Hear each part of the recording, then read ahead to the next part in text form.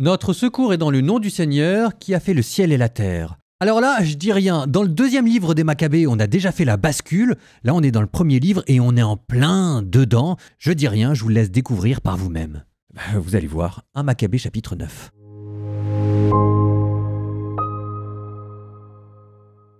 Le roi Démétrios apprit que Nicanor et ses troupes étaient tombés au combat. Il renvoya donc en Judée Bacchidès et Alkim, accompagnés de l'aile droite de l'armée. Ils se mirent en route pour la Galilée. Ils assiégèrent Maïsaloth dans le territoire d'Arbélès. Ils s'en emparèrent et firent périr un grand nombre de vies humaines.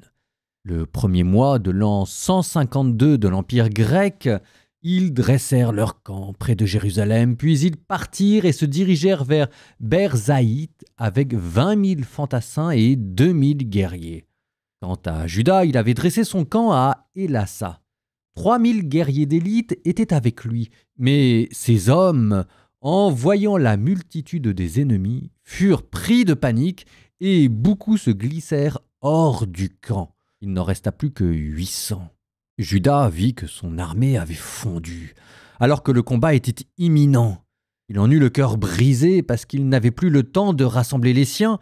Désemparé, il dit à ceux qui étaient restés « Debout, montons à la rencontre de nos adversaires. Peut-être pourrons-nous leur tenir tête. » Mais eux l'en dissuadaient par ces mots. « Pour l'instant, nous ne pouvons rien faire sinon sauver nos vies. Nous reviendrons plus tard avec nos frères pour reprendre la lutte. Nous sommes trop peu nombreux. » Juda leur répliqua. « Il ne sera pas dit que j'ai choisi la fuite. Si notre heure est arrivée, mourons courageusement pour nos frères et ne laissons pas ternir notre gloire. » L'armée ennemie quitta le camp et se posta en vue de l'affrontement. Sa cavalerie avait été partagée en 2 groupes. Ses frondeurs et ses archers marchaient en tête, et ses meilleurs guerriers se trouvaient tout au premier rang. Bacchidès, lui, se tenait à l'aile droite. Les bataillons se mirent en marche sur 2 fronts, au son des trompettes. Les hommes de Juda sonnèrent eux aussi des trompettes, et la terre fut ébranlée par le vacarme des armées. Le combat fit rage du matin jusqu'au soir. Juda vit que Bacchidès se tenait sur la droite avec la partie la plus forte de son armée. Entouré de tous les guerriers les plus ardents, il réussit à enfoncer l'aile droite et la poursuivit jusqu'à la montagne d'Azote. En voyant la déroute de l'aile droite, ceux de l'aile gauche se rabattirent sur les pas de Juda et de ses compagnons, les prenant à revers. Le combat devint acharné, et il y eut beaucoup de victimes de part et d'autre. C'est alors que Juda succomba, lui aussi. Tous les autres s'enfuirent. Jonathan et Simon emportèrent leur frère Juda. Ils l'ensevelirent dans le tombeau de ses pères à Modine. Tout Israël le pleura et se lamenta sur lui pendant de nombreux jours. Dans le deuil et l'affliction, on disait « Comment est-il tombé, le héros qui sauvait Israël ?» Tout ce que l'on pourrait dire encore au sujet de Juda, de ses guerres, de ses exploits et de son prestige n'a pas été mis par écrit. Il y en avait trop. Après la mort de Juda, on vit réapparaître sur tout le territoire d'Israël les hommes infidèles à la loi. Tous ceux qui commettaient l'injustice se redressèrent. Comme il y avait alors une très grande famine, le pays se rallia à eux. Bacchidès choisit les impies pour régenter la province. Ces hommes se mirent à rechercher et traquer les amis de Juda afin de les faire comparaître devant Bacchidès qui les punissait et les tournait en dérision. Ce fut une très grande épreuve pour Israël, une oppression telle qu'on n'en avait plus vu de semblable depuis la disparition des prophètes. Tous les amis de Juda se rassemblèrent et dirent à Jonathan « Depuis la mort de ton frère Juda, il n'y a plus d'homme pareil à lui pour marcher contre l'ennemi et contre Bacchidès, contre tous ceux qui sont hostiles à notre nation. C'est pourquoi nous te choisissons aujourd'hui à sa place, comme chef et comme guide, pour prendre la tête de notre combat. » Jonathan reçut donc le commandement ce jour-là. Il succéda ainsi à son frère Juda. Lorsqu'il en fut informé, Bacchidès chercha à le faire périr. Sachant cela, Jonathan et son frère Simon s'enfuirent avec tous leurs compagnons au désert de Tékoé. Là, ils établirent leur campement près de l'eau de la citerne Asphar. Bachidès en fut informé le jour du sabbat. Il se rendit lui-même avec toute son armée au-delà du Jourdain. Jonathan envoya son frère Jean, responsable des équipements, demander à ses amis les Nabatéens l'autorisation de déposer chez eux ses bagages, qui étaient considérables. Mais les fils de Jambri, ceux de Médaba, firent une sortie. Ils s'emparèrent de Jean et de tout ce qu'il avait, et ils repartirent avec ce butin. Par la suite, on annonça à Jonathan et à son frère Simon que les fils de Jambri célébraient un grand mariage. La fiancée, qui était la fille d'un notable très important de Canaan, était escortée en grande pompe depuis Nabatha. Se souvenant de la mort sanglante de leur frère Jean, Jonathan et les siens montèrent se cacher dans un repli de la montagne. Ils levèrent les yeux et virent, au milieu d'un cortège bruyant et de tous les bagages, le fiancé, ses amis et ses frères, qui marchaient dans leur direction avec des tambourins, des instruments de musique et des armes en grand nombre. De leur embuscade, ils se jetèrent sur eux et les massacrèrent. Il y eut beaucoup de victimes, et les survivants s'enfuirent dans la montagne. On emporta tout le butin. La noce se changea en deuil, et le son de la musique en lamentation. Et c'est ainsi qu'ils tirèrent vengeance du sang de leurs frères. Ensuite, ils regagnèrent les marais du Jourdain. Bachidès en fut informé. Le jour du sabbat, il se rendit jusqu'aux rives du Jourdain avec une armée nombreuse. Jonathan dit à ses hommes : « Debout, combattons pour sauver nos vies, car aujourd'hui, ce n'est pas comme hier et les jours précédents. Voici que le combat est à la fois devant et derrière nous.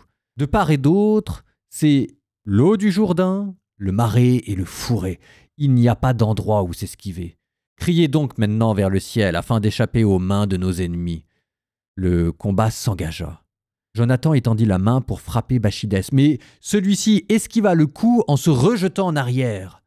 Jonathan et ses compagnons sautèrent dans le Jourdain et atteignirent l'autre rive à la nage. Mais leurs hommes ne traversèrent pas le Jourdain à leur suite.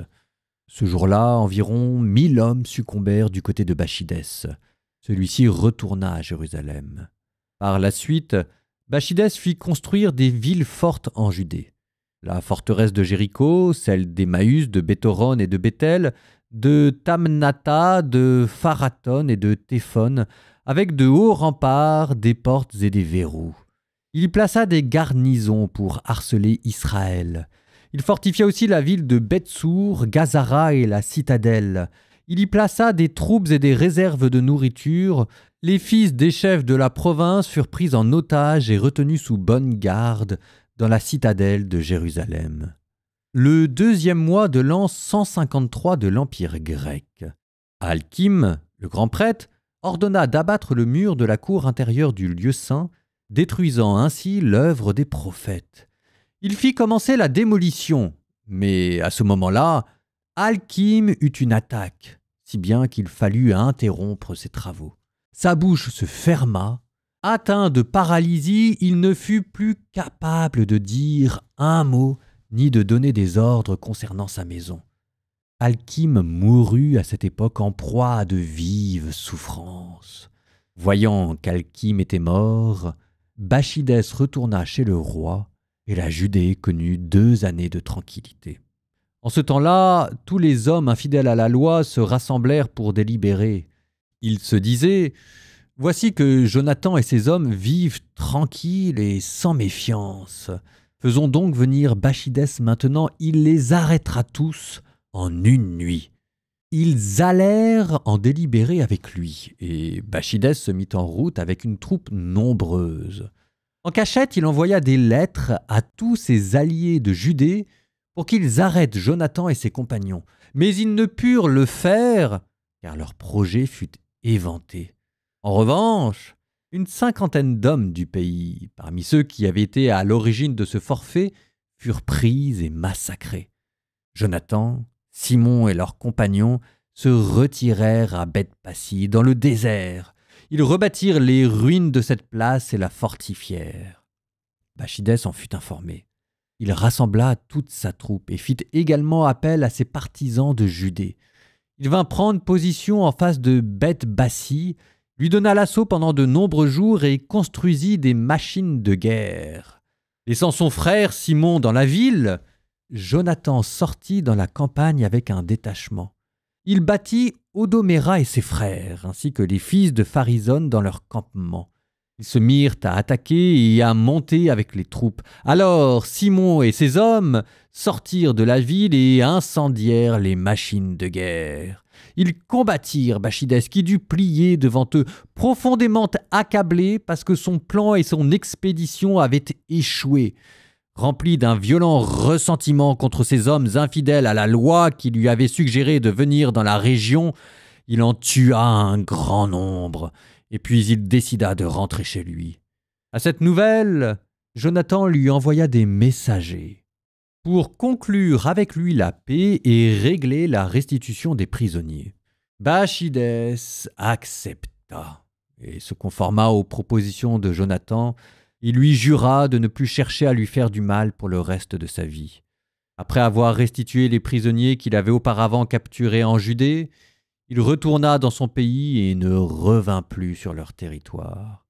L'épée se reposa en Israël et Jonathan s'installa à Machmas, où il devint juge pour le peuple. Il fit disparaître les impies du milieu d'Israël.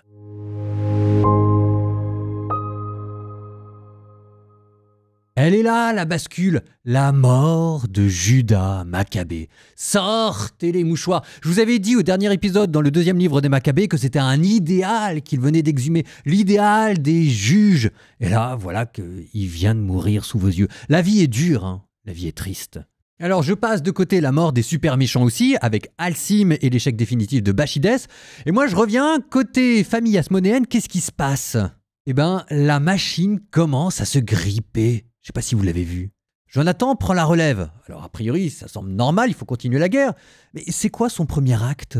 Son premier acte, c'est de tuer des fiancés. Alors moi, je veux bien tout ce qu'on veut sur la notion de représailles, sur la notion peut-être même d'acte prophétique. La joie des fiancés se changera en deuil. Enfin, n'empêche que c'est son premier acte, un acte qu'il faut bien qualifier d'acte de cruauté. Alors, premier grain de sable, il y en a un autre un peu plus subtil. Regardez la manière dont Jonathan accède au pouvoir. Verset 28, tous les amis de Judas se rassemblèrent et dirent à Jonathan, « Depuis la mort de ton frère Judas, il n'y a plus d'homme pareil à lui pour marcher contre l'ennemi et contre Bacchidès, contre tous ceux qui sont hostiles à notre nation. » Ça vous chagrine pas, ça? C'était quoi le motif de la guerre? C'était la défense de la loi? C'est quoi maintenant le motif de poursuivre la guerre? Manifestement, c'est plus la défense de la loi, mais ça commence à ressembler à du nationalisme. Et même si jamais j'exagère un petit peu, mais comment Judas Maccabée était arrivé au pouvoir? C'est parce que son père l'avait désigné, légitimité religieuse, et que autour de lui s'étaient spontanément rassemblés des volontaires. Là, maintenant, c'est une armée désemparée qui choisit un général à qui elle va donner les pleins pouvoirs pour pouvoir continuer la guerre. C'est pas la même chose. On est passé d'un prêtre, Mattathias, qui donnait une légitimité religieuse, à une armée qui se cherche un nouveau chef. Bon, et même, continuons. Remontons un petit peu dans le texte. Comment est mort Judas Maccabée, le héros, le lion de Juda? Il savait que la bataille était perdue, tout le monde lui a dit. Normalement, on arrête les frais dans ces cas-là. Mais lui, sa réponse était « Il ne sera pas dit que j'ai choisi la fuite ». Il est un tout petit peu plus loin. « Mourons courageusement pour nos frères et ne laissons pas ternir notre gloire. » Et ça, je suis désolé les enfants, est-ce que c'est une manière de défendre son pays? Est-ce que vous allez mettre en péril le noyau dur de votre armée, les braves des braves qui restent, parce que votre premier souci, c'est de ne pas ternir votre gloire personnelle? Ça vous fait pas penser à un autre mort qu'on avait déjà vu avant, l'autre frère, Éléazar, qui cherchait à se faire un nom éternel et qui avait fait une attaque suicide contre un éléphant qui d'ailleurs n'avait servi à rien. Ce qui nous ramène encore plus loin en avant dans les tout premiers chapitres, quand on voyait que cette fois-ci, c'était les généraux païens qui cherchaient à attaquer Judas pour se faire une gloire et un nom. Non, la machine est en train de se gripper sans que personne n'y fasse attention. Et d'ailleurs, il y a eu des nouvelles guerres, on vient de faire une alliance avec Rome. Rome ne s'est pas manifestée. Ça aussi, il faudra qu'on en reparle. Proverbe 27, 6, 10. Un ami donne des coups loyalement, mais les baisers de l'ennemi, eux, sont trompeurs.